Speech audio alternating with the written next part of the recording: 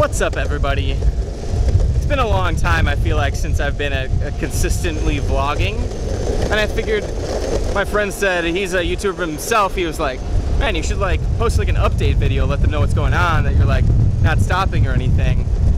And I'm like, that's probably a good idea.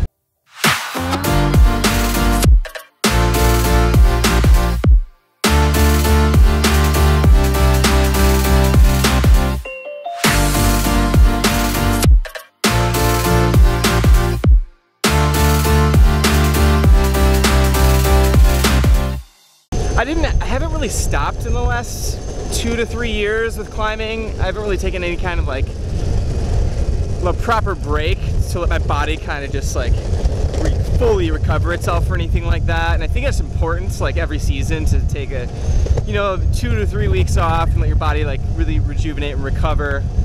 And especially if you start as an adult, because your body can't handle it as the same as if you started when you were a kid.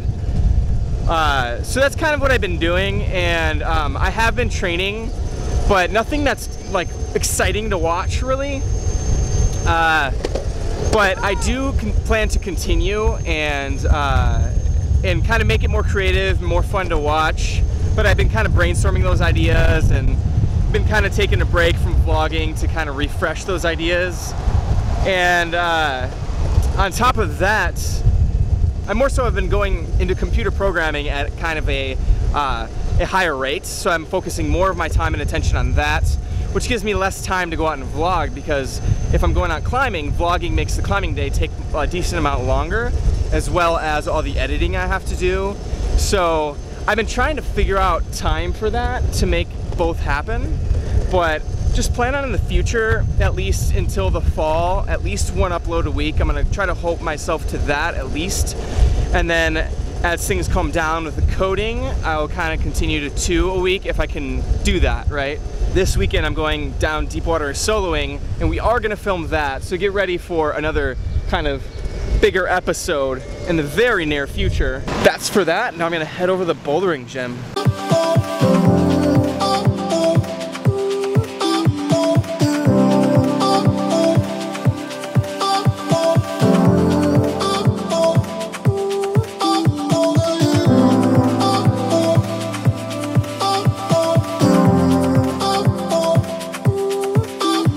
So it would have been way nicer if I found this sport when I was like 14 or 15, because I was a super athletic kid, really excited about, personal sports. I was like a track runner, and then I did cross country, and then as I got older I did like half marathon, 5K, marathon stuff.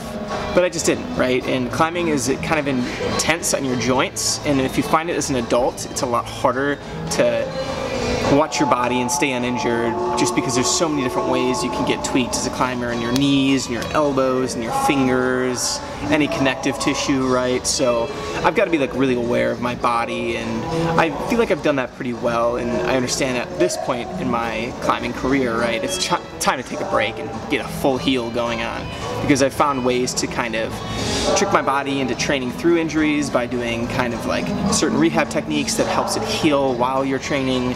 But there's some stuff that you just have to finally like, all right, like you're beating me, let me just take some time off, heal everything up, and then come back strong, right? And then for me, it's been kind of like dodgy elbows has been a problem, to where like you're pulling up into lock-offs, and it's like right in here, it's a medial epicondylitis. And I've healed it, and it's come back, I've healed it, it's come back.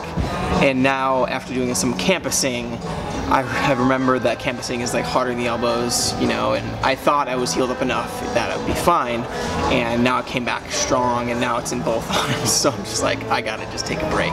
Obviously, I'm not gonna just only post the pretty stuff here. I want you to see kind of like the whole experience, and for me, now it comes down to kind of seeing what I can do. So I've done what I could to kind of rehab it, took a few days off, and now instead of campusing, I'm gonna do some limit bouldering, because it's a little bit easier on the joints, because you're not just hanging off your fingers. And I'm gonna give that a shot. I'm gonna kind of take you with me through it. So I'm basically just gonna focus on the Moonboard, because that, you need a lot of power for that, small holds. I'm just gonna have a little fun with that.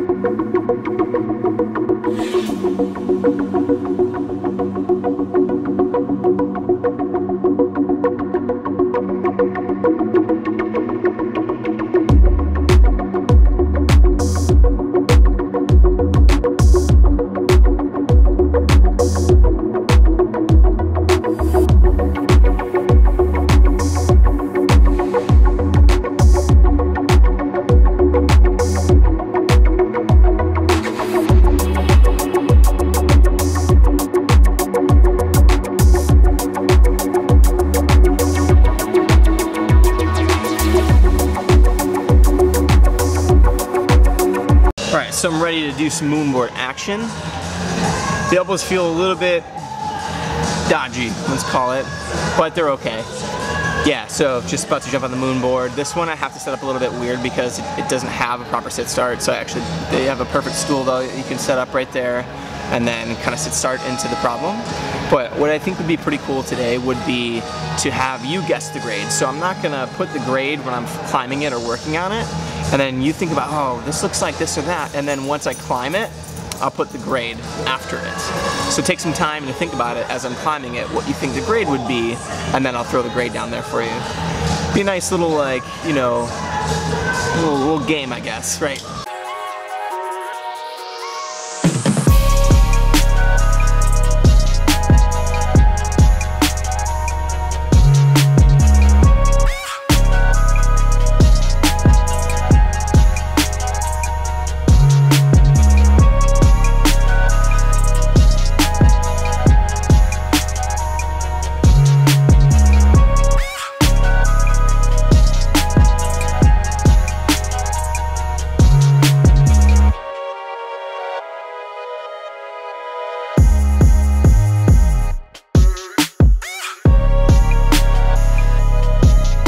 This one's giving me a run for my money. If you've climbed on the moonboard before, you know that the yellow holds are like the super small holds.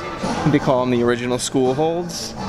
And this one is just yellow holds, and it's extremely tough. It's like very lock-offy and like pretty static. You can't really do anything dynamically because the holds are too small and you'll just throw you off unless you have like insane finger strength. But yeah, it starts down here. Pretty hard start. I do like a undercling with the other hand kind of set on it normally, so it can go right up, left, go up right, kind of like a high foot before you go up right, and then go to a high left, really bad cramp up here, and then, I mean, it's not really bad, but it's probably better than the other ones, and then kind of a high move out right, and then you're kind of extended, so I have to get like kind of a high left foot so that I can stay in the wall and not swing, and then I move my right foot onto this hold, and then kind of a high lock off up into the super tiny yellow crimp, and then a big move to the finish. I've linked most of it and now I'm just gonna try it. I haven't tried the finish just yet.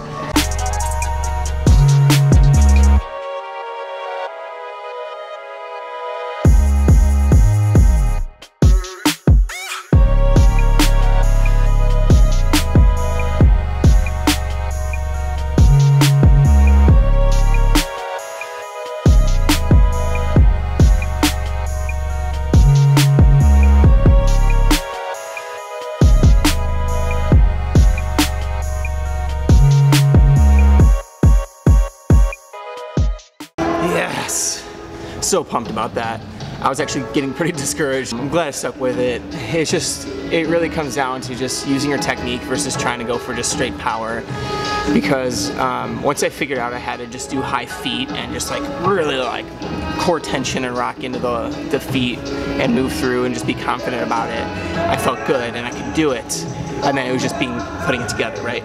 So that was actually a benchmark 6, and that was one of the hardest 6s I think I've ever climbed. It felt a lot easier once I put in there was the high left foot that was kind of like I didn't see, right? And so that move was the crux for me, figuring out how to get around that without taking a swing. But man, those holds are small, that was crazy. It was awesome.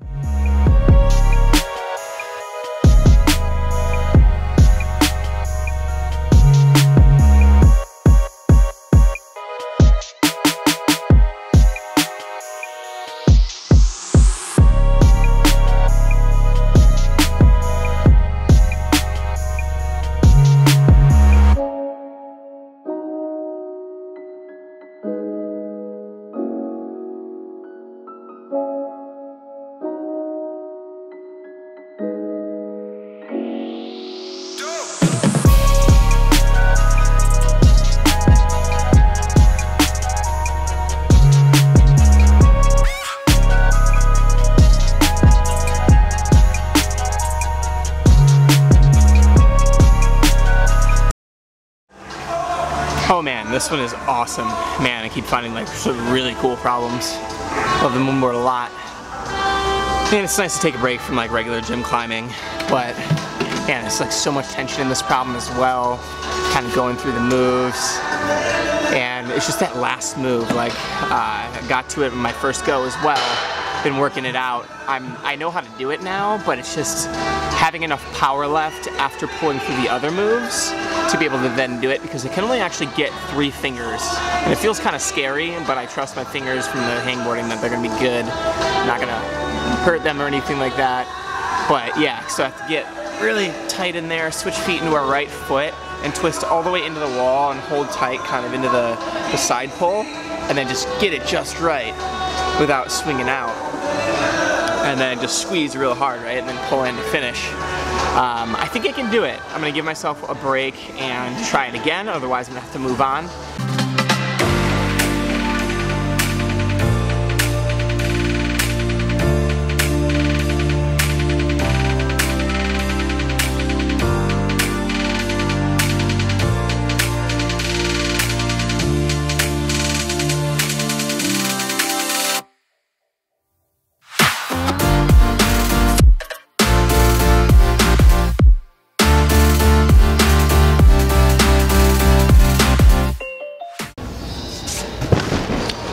Well man, that was a hell of a good time. I ended up getting it.